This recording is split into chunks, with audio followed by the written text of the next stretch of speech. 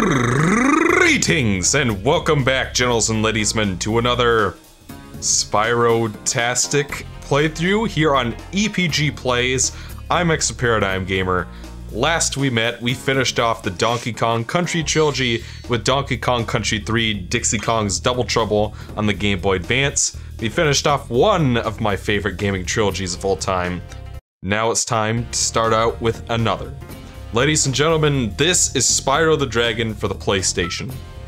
So let's go ahead and start a new game here. So before we get into any further, by the way, this runs at 60 frames per second, but it's not going to show up in the footage because I'm recording at 30 to save hard drive space. Okay, rolling. Oh, it's been peaceful here in the Five Worlds, or is it 6? For a Dragon's Age. We now have 12,000 treasure, or is it 14,000? What about this Ganasty Gnorc character? Now, I understand he's found a magic spell to turn gems into warriors for his cause. I'll take that question. Nasty Gnorc is a simple creature. Simple! He has been contained in a remote world and is no threat to the Dragon Kingdom. No threat! Besides, he is ugly. Ugly? That does it! Looks like I've got some things to do.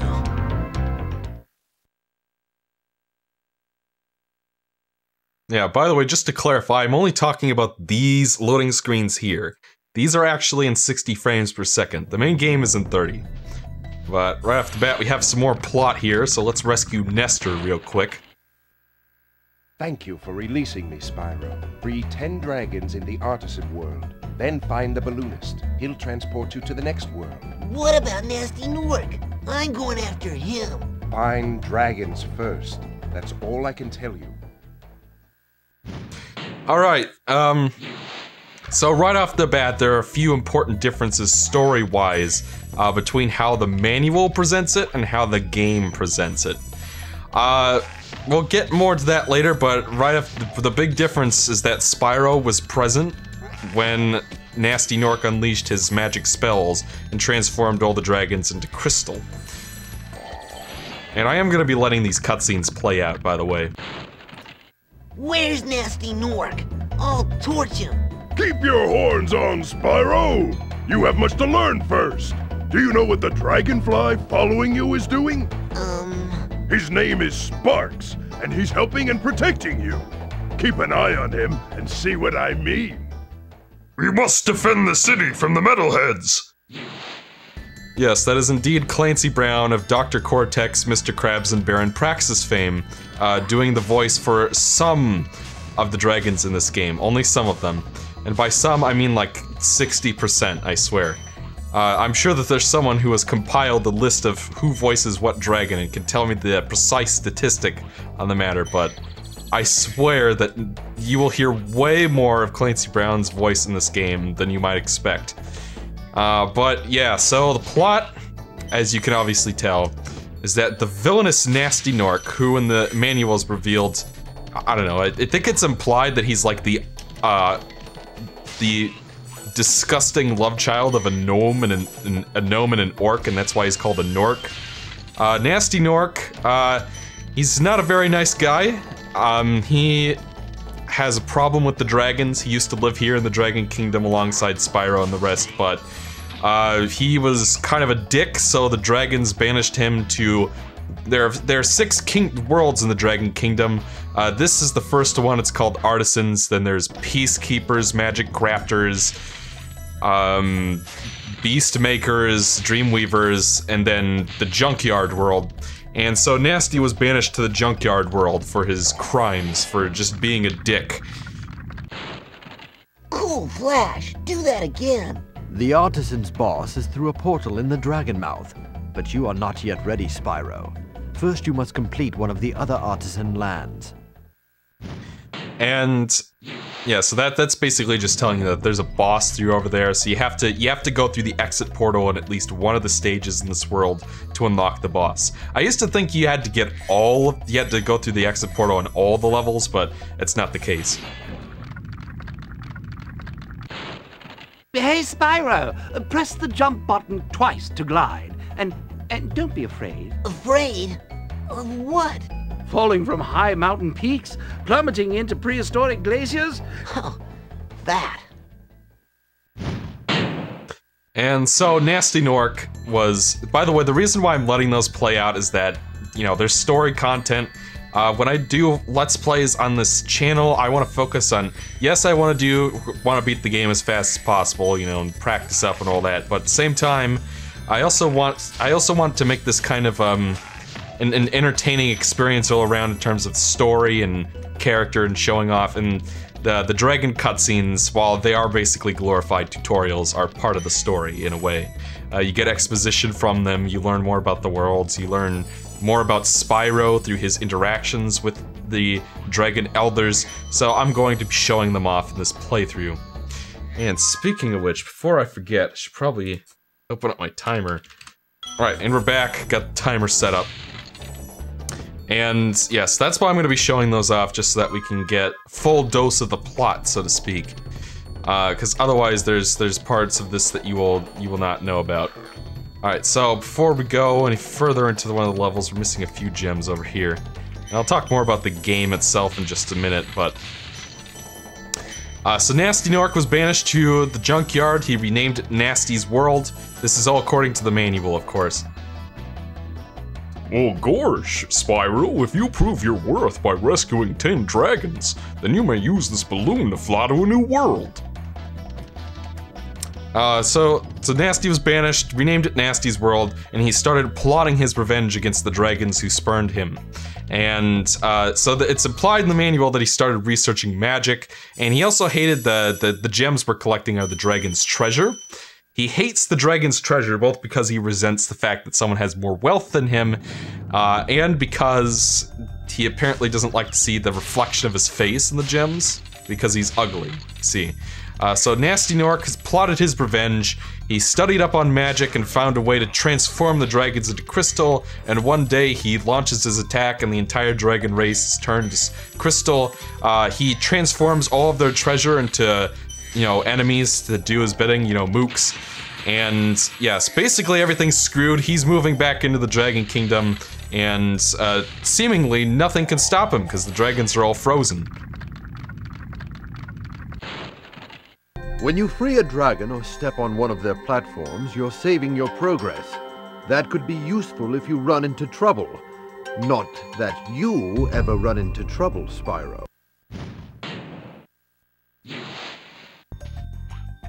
Nobody can stop him except for Spyro. You see, the day that Nasty Nork launched his attack, Spyro was, according to the manual, playing hooky. That is the exact word, the exact phrase that they use. He's playing hooky, whatever that means. And because of that, he missed out on getting turned into crystal. And yeah, and for some reason, Nasty Nork doesn't want to cast the spell again, so that he can hit Spyro this time. So Spyro is basically taking it upon himself to rescue all of his friends, defeat Nasty Nork, and bring peace back to the Dragon Kingdom. After you freed all the dragons, pass through this fancy vortex thingamajigger. It'll take you back to the artisan home. But first, let me tell you a story. No thanks. See ya. So yeah, there we get a glimpse of Spyro's character, which we'll talk a little bit more about in a second. So yeah, that's what the story is in the manual. Nasty Nork was banished, he launches a revenge plot, and Spyro is the only one who's not affected by the spell because he was playing hooky. In the game, it's not really the same. Like, they don't really go much into Nasty's backstory. It's really just implied that he just felt spurned by the dragons for making fun of him on TV. So he just decided to turn everybody into crystal and steal all their treasure and turn them into mooks.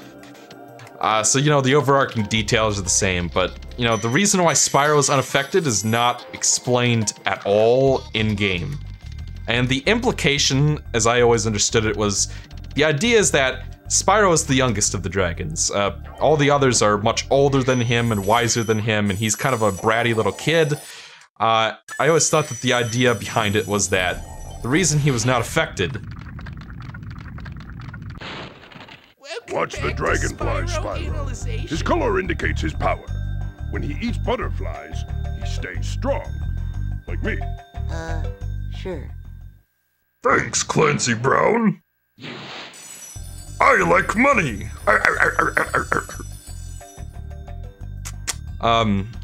Yeah, so Spyro, he's kind of the young, bratty little kid, and the idea is that because he's small, that's why he was able to avoid the spell, and that puts him in a unique position to prove himself as the grown-up dragon that he knows himself to be. You know, presents himself an opportunity. It's a coming-of-age story is what it is, goddammit.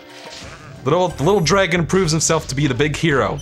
And some of the other dragons that you talk to imply that this was kind of like foretold and prophesied that Spyro would save the day. They keep talking about destiny and stuff. But that's kind of in the background. They don't go too much into it, and Spyro kind of even kind of lampshades it and makes fun of them for the whole idea. He's just doing this for kicks, I guess. Well, I mean, obviously, this is his race we're talking about. The dragons, his family. This is their world, their home. It's been, you know. Spyro, my friend, how about a hint on gliding? You bet. For the longest glide, press the X button at the top of a jump, and try pressing the triangle button to drop down in mid-flight. So that's basically, you know, the idea of the plot. And, you know, it may not be as interesting as Spyro 2 or Spyro 3, where the big difference there is that there's, you know, a very specific cast of characters, a villain that is much more fleshed out in both games. But I don't know, I guess I found that Spyro didn't get as much screen time in those games, and they kind of downplay his character a lot. Like, he more so in Spyro 3 than in Spyro 2. In Spyro 2, he gets more character stuff, but yeah, so that's the plot. Not the greatest story of all time, but it gets the job done. In my opinion, story is actually more important than it might seem when it comes to collectathon games like this. If there isn't a good story, let me rephrase that. If your story isn't giving you a good reason why you should be collecting things, then it's failed. The point of story in a video game is to contextualize gameplay, so that it doesn't just feel like you're doing a bunch of random shit just because. In the context of the story, like in the context of the gameplay, all we're doing is grabbing MacGuffins here, you know? We're grabbing gems just because they're there, and the game told us to collect them. But in the context of the story, these MacGuffins are the dragon's treasure. This is the lifeblood, the currency of your kingdom. It's triumph of your race, of your family, of your kind. And Nasty Nork has sullied them by transforming them into gems and stealing them and all that stuff. And in terms of, you know, the dragonfly, or the frozen dragons are basically this game's equivalent of power stars at the end of the day. We're already done with this level. But, you know, both because they have cutscenes that make them feel like, you know, actual characters in this living, breathing world, and because of the story where this is, you know, your family, your race, your kind, that is in danger, you know, collecting them, quote unquote, you know, saving them from this harm. It makes it seem, you know, the story, the context of the story makes it much more satisfying and enjoyable to collect, to 100% this game. And in that sense, I'd say the story is successful. I'm missing 2 gems in this level, and I don't know where they are. I did already get all the dragons, yeah. Well, I'm sure it'll turn up eventually. In fact, I think I saw something out of the corner of my eye. No, that's just a butterfly. So yeah, that's the story of Spyro the Dragon, and I've barely talked about this either, but the character of Spyro himself, I think, is very unique, and I know, I am focusing a lot of story. Promise I'll talk about gameplay eventually, and get into that, and you know, actually, I will do that, just because. We could talk more about my opinion on Spyro as a character and whatnot later. There'll be time. I don't need to rush everything out at the beginning of the series. We got a long ways to go. This is not a small game. I can play through it pretty quickly when I'm not missing 2 gems I usually find easily, but yeah, we're gonna go to the second level. We'll find that though. Sorry, I'm sure that those 2 gems we're missing will turn up sooner or later. Yeah, so in terms of gameplay, Spyro the Dragon is a collectathon.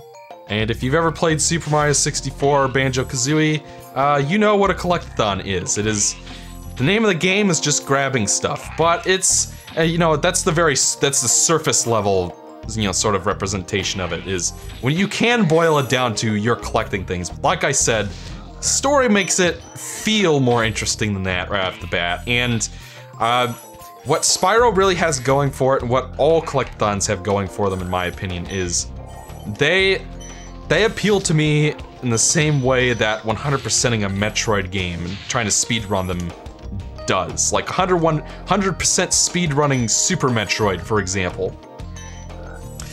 That to me is the most fun way to play those games, because I like to see how fast I can get everything, trying to figure out the best routes through levels so that you can grab everything as fast as possible, and, you know, just exploring everything and seeing what there is to see. And the collectibles just give you that incentive to think outside the box and try to get to parts of the levels you may not bother with if there wasn't a collectible there. That's why I think stuff like red star rings and star coins. Big enemies like this Gnorc with the club cannot be charged, but a quick flame, that should defeat them.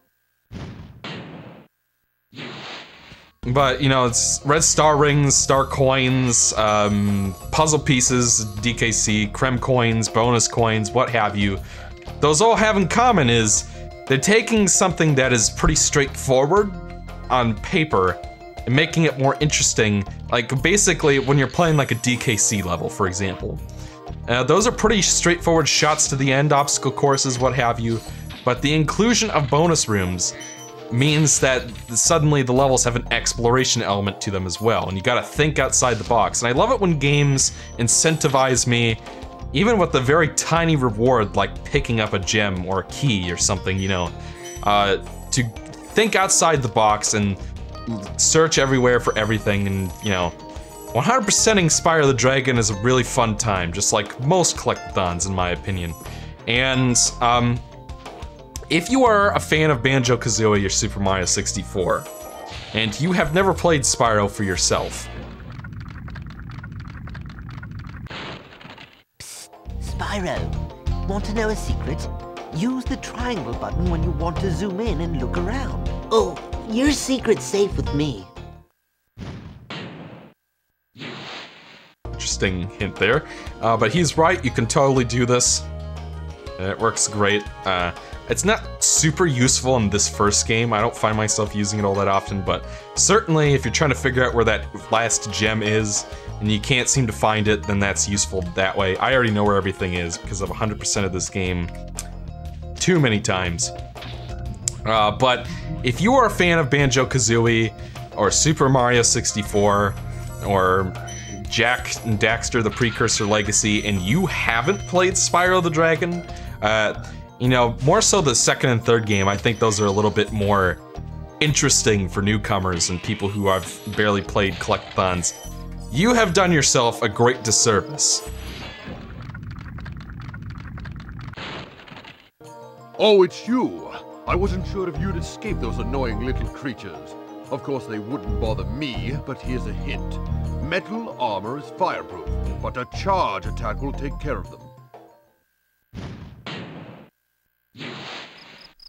And the reason you have done yourself that disservice is because I think the Spyro trilogy, Spyro 1, Spyro 2, Spyro 3, is the greatest trilogy, or, you know, basically the best collectathon games ever made, in my opinion. I guess the more accurate way to say that is, they are my favorite collectathons ever made. And there are many reasons for that. Just the overall technical polish. This game looks amazing for PlayStation. Part of the reason of that is that it runs at this whack job resolution that I'm actually kind of cheating with a little bit. There's the gems that I missed earlier. Game runs at 512 by 224, I think. And the Crash games run at that resolution as well. Which means that it has a very wide horizontal resolution and a very, you know, kind of thin vertical resolution. So what I've done for this playthrough is I've line quadrupled the game. Like, I'm playing this on original PlayStation hardware, original game disc and all that, official game disc, actual DualShock 2 controller, which is backwards compatible. I'm upscaling it using the open source scan converter, and basically stabilizing the image for the Elgato using the XRGB Mini FrameMeister. Yes, I own both of them. So this is genuine hardware, and I've set horizontal sample rate on my OSSC. Welcome to Town Square, Spyro. Begin exploring by gliding to that area with the bulls. Use the L2 and R2 buttons to get a good look. And that reminds me, I gotta turn off fucking vibration. And yeah, that should do it. So Spyro... Lost my train of thought. The game runs at 512 by 224. So I have my, I've set the horizontal sample rate to basically clock 512 dots for the main game image.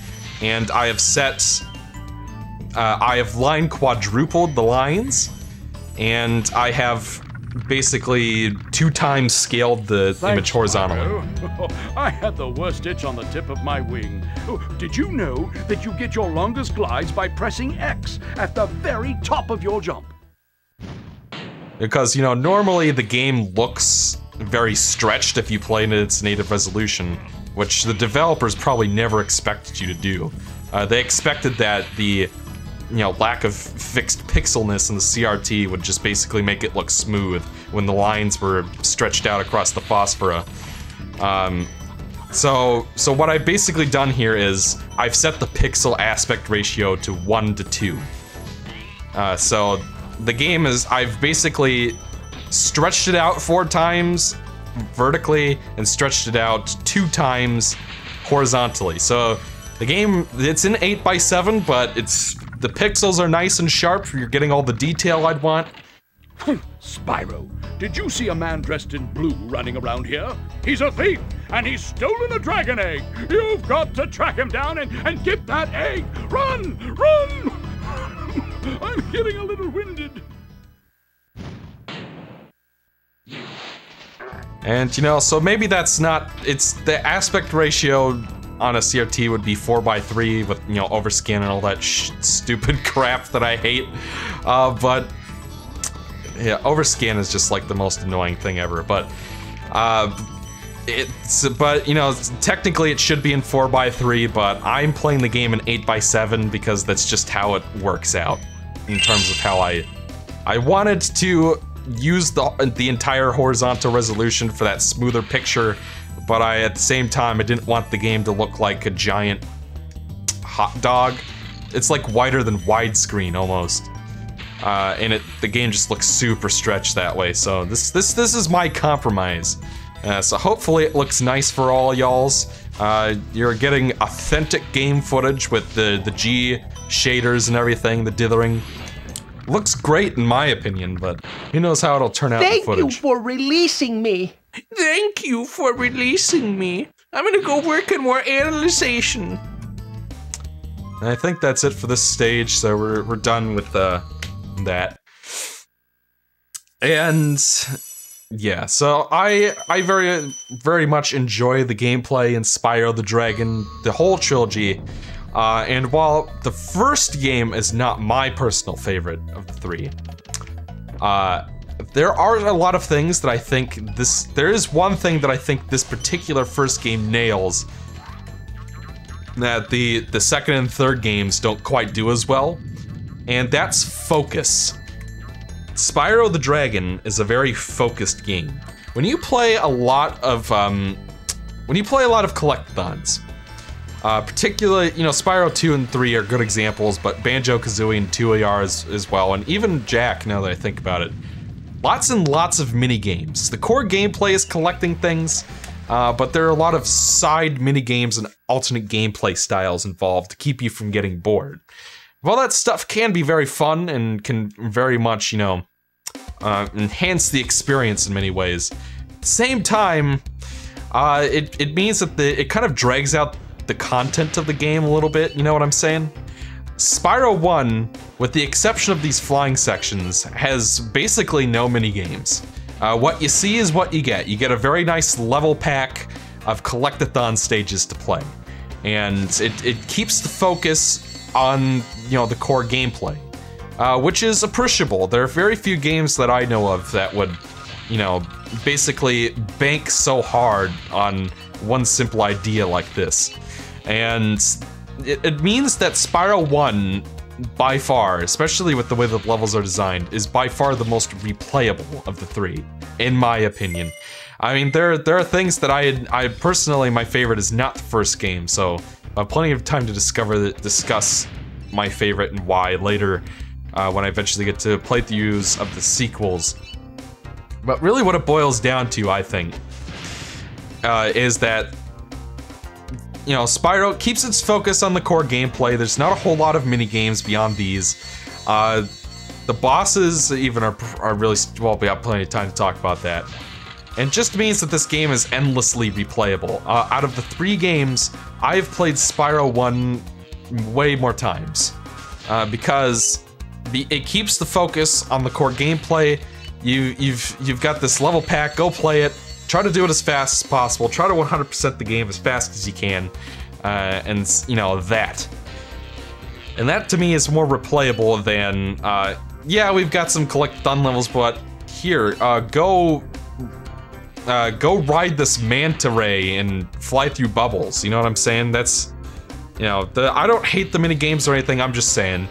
This is more replayable. This is easier to pick up and replay. Whereas Spyro 2 and 3 feel more, can feel like endurances in some ways with how much stuff there is to do. Well, I suppose compared to other collectathons, not as much, but yeah. I love this trilogy, and I'm very happy that I get to play it for the channel and, you know, try to show off roots, talk about all the characters and the stories and the setting and the music and the graphics and everything. I love the Spyro series, the original Spyro trilogy to death, and I'm glad that I could play it all for you today. But with that, we have completed our first flight stage, so I'm gonna head on back to the overworld real quick. And we're going to, you know, we're gonna call this a part. This is gonna be the first part. Join me next time, we'll take on the boss, probably head on to the next world. Until then, I'm Exo Paradigm Gamer, and if you have not subscribed to EPG Plays yet, do that, so that you can be first in line when the next episode comes out, probably on Wednesday. Until next time, I'm Exo Paradigm Gamer, and I hope you're enjoying the playthrough.